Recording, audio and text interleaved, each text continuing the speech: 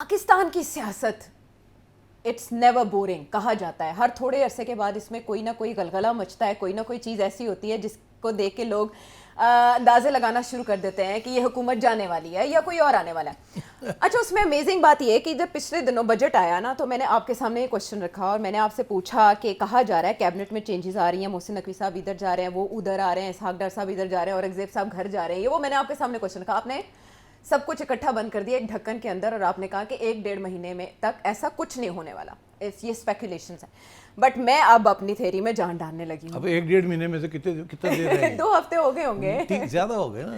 اچھا زیادہ ہو گئے. اوہ اچھا, آپ کی اس بات سے مجھے ایسے لگ رہا ہے کہ پھر جو میں تھیوری بنانے جا رہی ہوں اس میں کچھ نہ کچھ جان ہے. آپ بناؤ نا تھیوری, لیٹس سی کیا تھیوری. میری تھیوری کو تو سبسٹنس دیا ہے جناب فیصل وافڈا صاحب نے. اب وہ پتہ ہے فیصل وافڈا صاحب جب بات کرتے ہیں تو ہمیں پتہ چل جاتا ہے کہ شعائیں کہاں سے آ رہی ہیں یا انہیں سپلائی کہاں سے, الیکٹرک سپلائی کہاں سے آ رہی ہے. انہوں نے ایک کیس کو بنیاد بنایا ہے, اور اس کیس کو بنیاد بناتے ہوئے انہوں نے نائب وزیر اعظم اسحاق ڈار صاحب جو کہ وزیر خارجہ بھی ہیں ہمارے, ان کو ٹارگٹ کیا ہے اور ان سے استعفیٰ مانگا ہے. اس کے ساتھ ساتھ کچھ اینالسٹ بھی ہمیں سوشل میڈیا کے اوپر یہ بتا رہے ہیں کہ اب جو سرگوشیاں ہیں ان کی آوازیں تیز ہوتی جا رہی ہیں, بڑھتی جا رہی ہیں اور انہونی ہونے جا رہی ہے. اچھا سٹی صاحب, لاہور میں یہ کیس ہوا ہے ڈیفنس کے علاقے میں بتاتی چلوں اس کی تفصیل. اس میں یہ ہے کہ 2 خواتین تھیں غیر ملکی, وہ کسی طرح کسی شکنجے میں آئی ہیں, ان کے ساتھ بدسلوکی کا واقعہ ہوا, اغوا, ریپ اور اس طرح کے سارے الزامات اس ایف آئی آر کے اندر موجود ہیں جو ان کی مدعیت میں ہی درج کی گئی. اس کے بعد یہ خواتین اس ملک سے روانہ ہو چکی ہیں, لیکن جو اس میں اریسٹڈ لوگ ہیں ان میں سے ایک کا تعلق اس وقت ہماری حکمران جماعت کی ایک شخصیت یعنی اسحاق ڈار صاحب سے جوڑا جا رہا ہے. تو اس کو لے کے اسحاق ڈار صاحب کو ٹارگٹ کر رہے ہیں فیصل وافڈا صاحب, اور اس میں وہ جمہوری جنازے قرار دے رہے ہیں ان سب کے.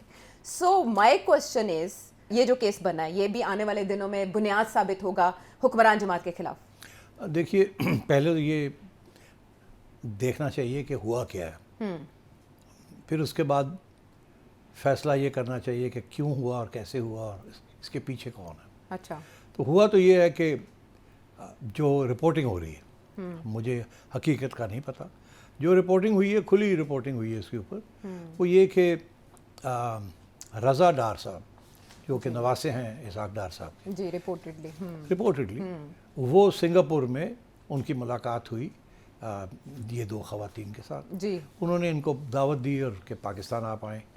وہ پاکستان آئیں, انہوں نے کہیں ان کی رہائش کی. اس کے بعد کہانی جو ہے وہ تھوڑی سی گڑبڑ ہو جاتی ہے. وہ انہوں نے الزام لگایا کہ one of them was rapid and, اور نیدرلینڈز ایمبیسی کو انہوں نے اطلاع کی. نیدرلینڈ ایمبیسی نے کانٹیکٹ کیا پنجاب گورنمنٹ کو اور کہا کہ ہیلپ اس.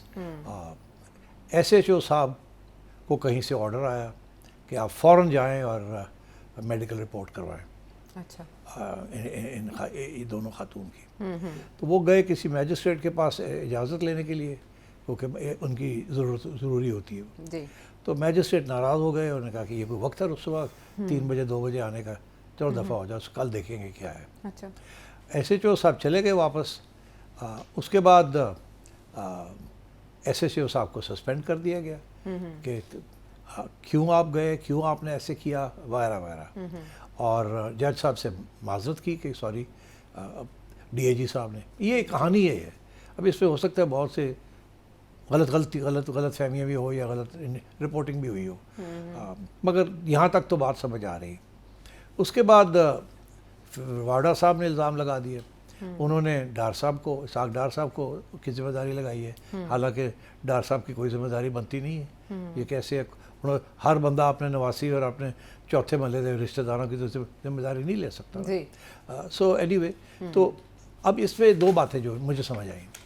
ایک تو یہ کہ ایس ایچ او صاحب کو کس نے پریشر ڈالا کہ جائیں, اب بھی کریں, میڈیکل رپورٹ اب بھی کریں, 1 دن بھی انتظار کیا جائے, ابھی جائیں, ابھی اجازت لیں اور جا کے میڈیکل کرائیں. پھر یہ کہ پھر اگر وہ ان سے نہیں ہوا, میجسٹریٹ بات نہیں مانا, تو اگلے دن ان کو سسپینڈ کیوں کر دیا گیا. اس کا مطلب ہے کسی ایک پارٹی نے ان کو کہا جا کے کرو. اچھا, کسی اور پارٹی نے کہا ہٹاؤ اس کو, ہاں آپ کیوں گئے تھے اور ہٹاؤ ان کو, اور اس کی گردن کاٹی گئی ہے. اچھا, ایس ایچ او صاحب, ہاں ایس ایچ او صاحب کی. اچھا, تو اب اشاروں میں ہی بات ہوتی ہے یہاں آج کل. وہ تو یہی ہے کہ اب آپ نے ابھی بتایا کہ وہ دونوں خاتون جو ہیں وہ ملک سے باہر بھیج دی گئی. جی وہ روانہ ہو گئی ہیں واپس. تو اس سے تو یہی ہے نا کہ اگر جو مین کمپلیننٹ ہے وہی نہیں اویلیبل تو پھر یہ کیس کہیں بھی نہیں جائے گا. سمجھو تو اسی ختم ہو گیا کیس. وہ جو 4 لوگ ہیں یا 5 لوگ 4 لوگ ہیں ایف آئی آر میں جن کے خلاف یہ ہے وہ بھی چھوٹ جائیں گے کیونکہ کوئی گواہی دینے کے لیے کوئی نہیں تیار ہوگا. جن کے اوپر تشدد ہوا ہے وہی نہیں ہے اویلیبل تو پھر کیا ہوگا. جی ٹھیک ہے کہ نہیں. اور سو آئی تھنک اس میں کس نے ایس ایچ او صاحب کو کہا کہ ابھی جا کے کراؤ میڈیکل, اچھا, اور کس نے ان کو کہا ہے پیچھے آ جا تو واپس آؤ. ہاں یہی ہوا ہے نا. تو اب آپ خود ہی سمجھ لیں کہ جو کنسپریسی تھیریز ہیں وہ تو یہی کہہ رہی ہیں کہ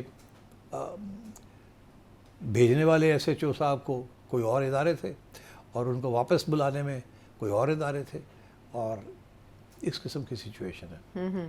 لیکن جیسے آپ نے کہا کہ اسحاق ڈار صاحب یا ایسی کوئی بھی شخصیت اپنے پوتے نواسی اور اس طرح کی ایکسٹینڈڈ فیملی کا اس طرح سے ذمہ دار نہیں ہوتا, لیکن فیصل وافدہ صاحب یہ کہتے ہیں کہ جب آپ ظاہر حکومت میں ہیں تو پھر آپ من پسند رپورٹس بھی حاصل کر لیتے ہیں, آپ دباؤ ڈال کے پروسیس کو رکوا بھی دیتے ہیں. آپ کو لگتا ہے کہ اس کیس کو مثالی بنایا جائے گا؟ اوبیسلی اسحاق ڈار صاحب اگر عہدے پر موجود ہیں تو کسی نہ کسی لیول پر تو اثر انداز ہونے کا شبہ موجود ہے نا. نہیں, میں نے عرض کیا نا کہ یہ کہیں نہیں جائے گا کیس, یہ فنشڈ. ان کے واپس جانے سے آپ یہ سمجھتے ہیں کہ کیس یہ فائل دب جائے گی, یہیں تک رہے گا, معاملہ کل کو نہیں اٹھے گا؟ یہ لوگ رہیں گے کچھ عرصہ جیل میں, کوئی ایف آئی آر کٹی جائے گی, 6 مہینے 7 مہینے کے بعد کوائٹلی یہ ریلیز ہو جائیں گے یا شاید زیادہ, بیکاز ایویڈنس کوئی نہیں نا اس کے بعد. کیا آپ نے میڈیکل کروایا تھا, نہیں کروایا تھا, کیوں نہیں کروایا, جو لوگ الزام لگا رہے ہیں وہ تو ہے ہی نہیں یہاں, اینڈ سو آن. تو یہ دس از. تو آپ اسے پیور آرگینک واقعہ سمجھتے ہیں, آپ اسے کوئی کیمپین یا کوئی انٹینشنل چیز نہیں سمجھتے, اس کے پیچھے کوئی موٹیو ہو کسی کو ہلانے کا, کسی کو گھر بھیجنے کا؟ نہیں, دیکھیں ایک بات تو یہ ہے نا کہ ایک طرف ایک اور بھی کنسپریسی تھیوری چل رہی ہے, وہ یہ چل رہی ہے کہ فائنانس منسٹری کی کارکردگی اتنی اچھی نہیں ہے جتنی ہونی چاہیے, اور تنقید ہو رہی ہے, اور ٹارگٹ جو ہے وہ فائنانس منسٹر ہو رہے ہیں. اس کے ساتھ ساتھ ایک اور تھیوری ساتھ ساتھ چل رہی ہے, وہ یہ ہے کہ ڈار صاحب فائنانس منسٹری بہتر چلا سکتے ہیں. ڈار صاحب کا ایک پرانا موقف ہے کہ بھئی آپ لوگ آئی ایم ایف کے ساتھ تکڑے ہو کے نہیں بات کرتے, اور ڈار صاحب اچھی بارگیننگ کرتے ہیں, اچھی ڈسکشنز کرتے ہیں. اور میرا خیال ہے ڈار صاحب کا اپنا بھی یہی, ان کا بھی یہی شوق ہے کہ میں I should be in the finance ministry. پہلے بھی رہے ہیں اپنی ٹیم کے ساتھ, اور فائنانس کو بڑی کلوزلی فالو کرتے ہیں, اور وہ گروتھ پہ بلیو کرتے ہیں, اور whereas I M F growth پہ نہیں بلیو کرتی.